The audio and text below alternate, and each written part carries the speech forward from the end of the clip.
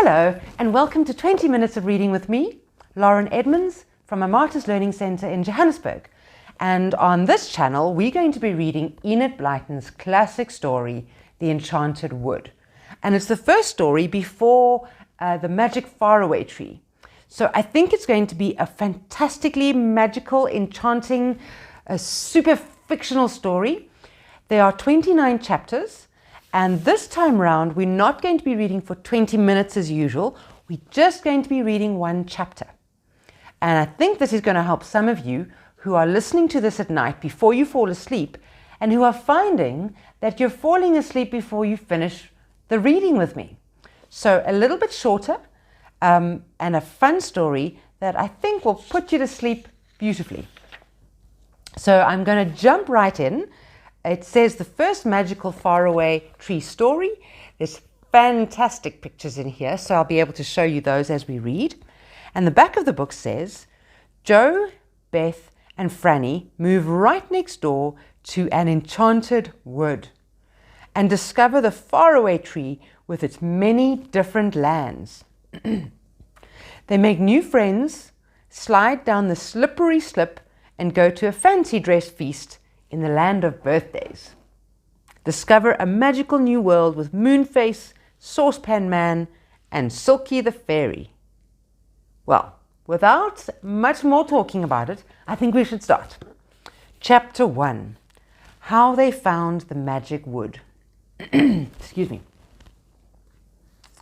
There were once 3 children called Joe, Beth, and Franny. All their lives they had lived in a town.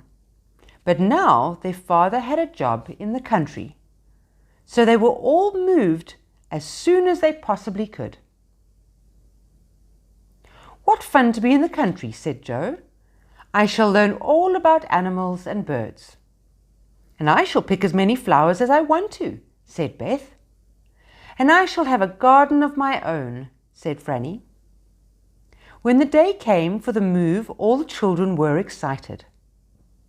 A small van came to their door, and 2 men helped their father and mother to pile everything into it. When it was full, the van drove away, and the children put on their coats and hats to go with their mother to catch a train to the station. "Now we're off," cried Joe. The country, sang Beth. "We might see fairies there," said Franny.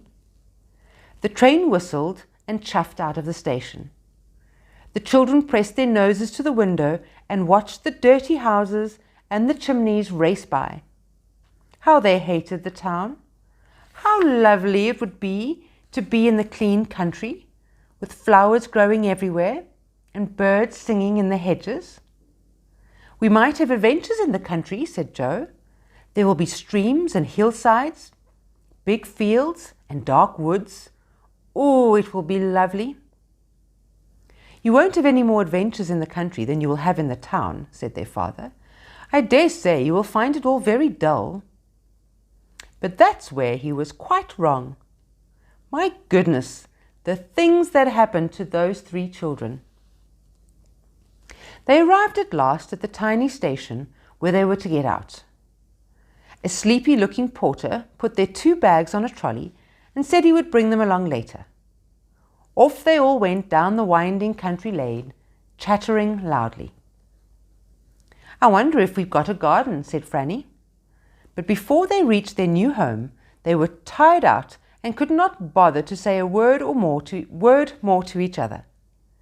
Their cottage was 5 miles from the station, and as the children's father could not afford to do anything but walk there, it seemed a very long way indeed. There was no bus to take them, so the tired children dragged their feet along, wishing for a glass of warm milk and a cosy bed. At last they got there, and dear me, it was worth all the walk, for the cottage was sweet. Roses hung from the walls, red and white and pink, and honeysuckle was all round the front door. It was lovely. The van was at the door, and the 2 men were moving all the furniture into the little house. Father helped, while Mother went to light the kitchen stove to make them all a hot drink. They were so tired that they could do nothing but drink hot milk, eat some toast, and tumble into their roughly made beds. Joe looked out of the window but was too sleepy to see properly. In 1 minute, the two girls in their small room were asleep, and Joe too, in his even tinier room. What fun it was to wake up in the morning and see the sun shining in at strange windows. It didn't take Joe, Beth and Franny very long to dress. Then they were out in the little garden, running through the grass that had grown so long, and smelling the roses that grew all around. Mother had cooked eggs for them, and they ate their breakfast hungrily. "It's lovely to be in the country," said Joe, looking out of the window to the faraway hills. "We can grow vegetables in the garden," said Beth. "There will be glorious walks all round," said Franny. That day everyone helped to get the little house straight and tidy. Father was going to work the next day. Mother hoped there would be someone to give her washing to do. Then she would make enough money to buy a few hens. That would be lovely. "I shall collect the eggs each morning and evening," said Franny happily. "Let's go out and see what the country round about is like," said Joe. "Can you spare us an hour, Mother?" "Yes, run along," said Mother. So off the three children went, out of the tiny white front gate and into the lane. They explored all around about. They ran across a field where pink clovers were full of bees. They paddled in a small brown stream that chattered away to itself under the willow trees in the sunshine. And then they suddenly came to the wood. It was not far from their cottage at the back. It looked quite an ordinary wood, except that the trees were a darker green than usual. A narrow ditch separated the wood from the overgrown lane. "A wood," said Beth in delight. "We shall be able to have picnics here." "It's rather a mysterious sort of wood," said Joe thoughtfully. "Don't you think so, Beth?" "Well, the trees are rather thick, but they seem about the same as any other," said Beth. "They don't quite," said Franny. "The noise the leaves make is different. Listen." They listened, and Franny was right. The leaves of the trees in the wood did not rustle in quite the same way as other trees nearby. "It's almost as if they were really talking to one another," said Beth, "whispering secrets, real secrets, that we just can't understand." "It's a magic wood," said Franny suddenly. Nobody said anything. They stood and listened. "Whisher, whisher, whisher," said the trees in the wood, and bent towards one another in a friendly way. "There might be fairy folk in there," said Beth. "Shall we jump over the ditch and go in?" "No," said Joe. "We might get lost. Let's find our way around before we go into big woods like this."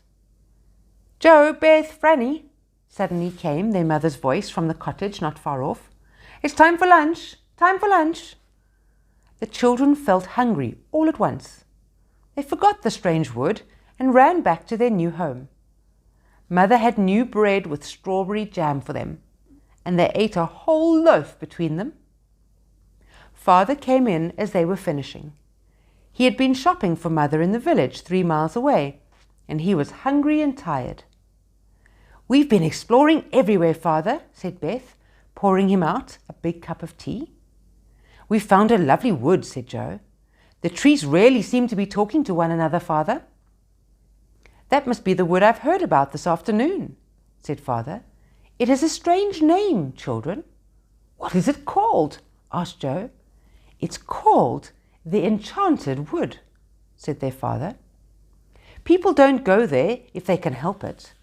It's funny to hear things like that nowadays, and I don't expect there is really anything strange about the wood. But just be careful not to go too far into it, in case you get lost." The children looked in excitement at one another. The Enchanted Wood, what a lovely name! And each child secretly thought the same thought. "I shall go and explore the Enchanted Wood as soon as ever I can."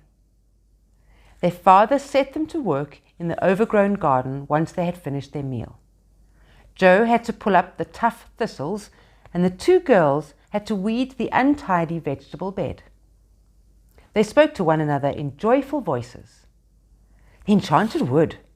We knew there was something magical about it. I guess there were fairies there, said Franny. We'll do some more exploring as soon as we can, Beth cried. We'll find out what those whispering trees are saying. We'll know all the secrets of the wood before many weeks are past. And that night, at bedtime, all three stood at the window, looking out on the dark, on the dark, whispering wood behind the cottage. What would they find in the enchanted wood? I hope you enjoyed Chapter 1. Come back for Chapter 2. This is me, Lauren Edmonds from a Martyrs Learning Centre, enjoying your couple of minutes of reading. Good night and sleep tight.